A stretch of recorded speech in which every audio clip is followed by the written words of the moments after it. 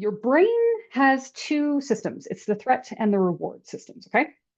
And your brain actually interprets goals as a threat.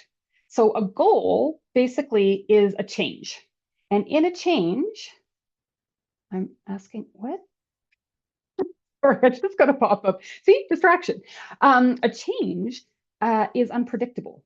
And when you have unpredictability, then you have uncertainty. And when you have uncertainty, ooh, that can be scary because if you think about it from a historical and evolutionary perspective, that could mean being eaten by a tiger. Is everybody with me so far? Okay, good. So when your body perceives that or your brain perceives that threat, it sets off the nervous system. And the nervous system is like the alarm system, okay? And it's like, it's yelling. It's like, danger, danger, danger, be careful, danger.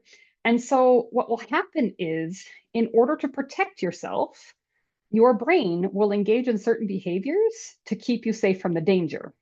So that could look like avoidance, it could look like procrastination, and it could look like self-sabotage, just to name a few. And again, it's because your brain is thinking that I can't do this thing because it's dangerous.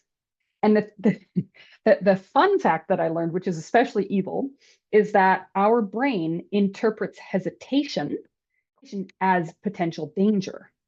So if we're on the cusp of trying to decide to go to the gym and we're like, I should go, but oh, I don't know, I'm kind of tired or it's kind of cold outside. The brain is like, oh no, we better not do that then. That's dangerous.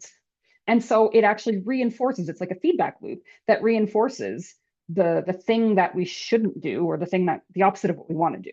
Because again, brain thinks it's trying to keep us safe. So the very first thing we need to do is recognize that the alarm system is sounding.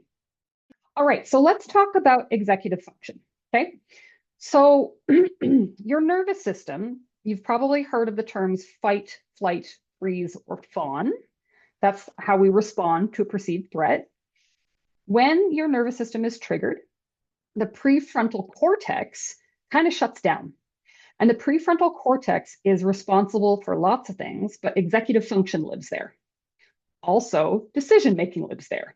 And this makes sense, right? Because if you're under threat, it's not the time to be deciding what shoes to wear at a party or, what you're going to make for dinner. It's time to, get away and make yourself safe. So some of the things that show up in executive function that can be challenging for neurodivergent brains are as follows, and tell me if you see yourself here. So task initiation, the ability to get started with a new task or switch between existing tasks without procrastinating. Organizing. Are you like me, constantly looking for your glasses, your keys, your phone, your wallet, and you can't get out the door because you thought you had them, but you can't because you don't. And where are they? Well, you'll find them hopefully. Planning and prioritizing. So not only remembering, for example, that you have a dentist appointment, but booking it before the tooth pain becomes unbearable. This is what I want you to know is that it's not you. There's nothing wrong with you. This is just executive function not doing its thing because the alarm bells are signing, are signing, not signing. What's the word I'm trying to say? Shouting. The alarm bells are shouting.